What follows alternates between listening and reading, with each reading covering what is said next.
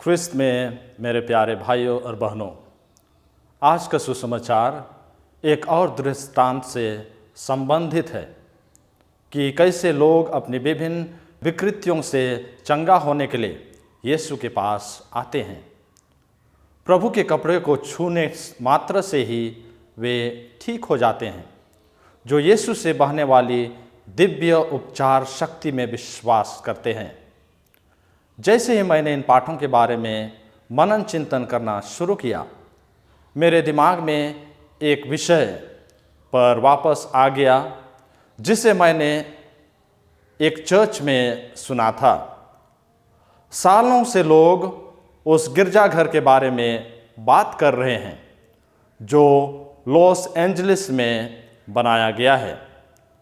यह उल्लेख किया गया था कि कई धनी व्यक्तियों ने गिरजाघर के निर्माण के लिए बहुत पैसा दान किया था।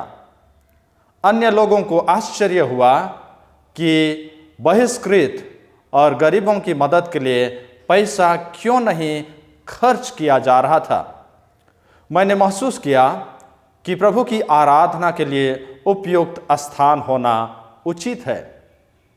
आखिरकार इसलिए सुलेमान ने परमेश्वर के लिए एक मंदिर बनवाया। पूरे इतिहास में दुनिया में कुछ बेहतरीन संरचनाएं पूजा के स्थान रही हैं। ऐसे स्थान पर पूजा करने से जो हमें प्रभु की महिमा और भव्यता का बोध कराती है, प्रभु के साथ रहने की इच्छा पैदा करती है। यूरोप के कई चर्च कारीगरों द्वारा बनाए गए थे, जिन्होंने संरचनाओं के निर्माण के लिए अपने कौशलता का दान दिया था। चर्चों में बहुत सारी कलाओं ने दृश्य चित्र प्रदान किए, जिनका उपयोग विश्वास को सिखाने में किया जाता है। इस प्रकार चर्च पूजा के भवनों का महत्व है और वे व्यक्तियों को परमेश्वर के साथ घनिष्ठ संबंध की ओर ले जाते हैं और वे प्रभु यीशु को महिमा और सम्मान देते हैं। सुसमाचार में यीशु केवल एक चर्च का निर्माण करता है।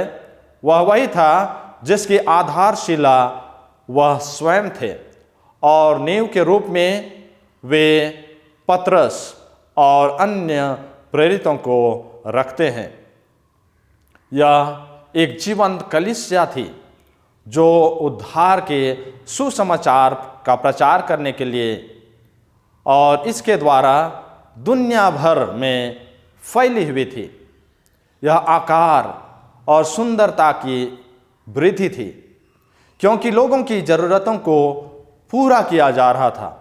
शारीरिक, बौद्धिक, भावनात्मक और सबसे महत्वपूर्ण आध्यात्मिक रूप से। संत पौलुस ने कलीसिया को मसीह की देह के रूप में, यीशु को प्रमुख रूप में और सभी लोगों ने विभिन्न कार्यों में भाग लेने के बारे में बातचीत करते हैं। उन्होंने इस चर्च को ईंटों और पत्थरों से नहीं बल्कि ईश्वर की शिक्षा और उपचार के साथ निर्माण की आवश्यकता के बारे में बतलाते हैं। इन सब बातों पर विचार करने के बाद मुझे एहसास हुआ कि प्रार्थना के घर और पूजा के स्थान प्रभु की महिमा को प्रतिबिंबित करने में हमारी मदद करने के लिए एक जगह है और यह उचित है कि हम प्रभु के घर में मूल्यवान वस्तुओं का उपयोग करते हैं। साथ ही हमें उन लोगों की उपेक्षा नहीं करनी चाहिए जो जरूरतमंद हैं। वे लोग जो और भी अधिक मूल्यवान हैं क्योंकि वे पवित्र आत्मा के मंदिर हैं जहां परमेश्वर निवास करते हैं।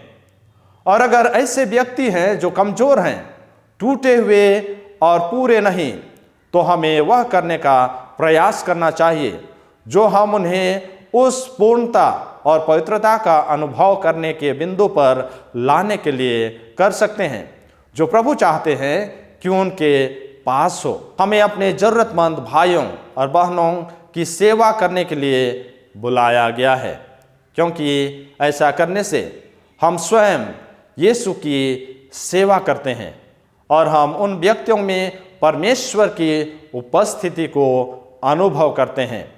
तो आइए हम एक दूसरे की मदद करें, ज़रूरतमंदों की सहायता करें और इस प्रकार प्रभु के प्यार को हम एक दूसरे के बीच बांट सकें।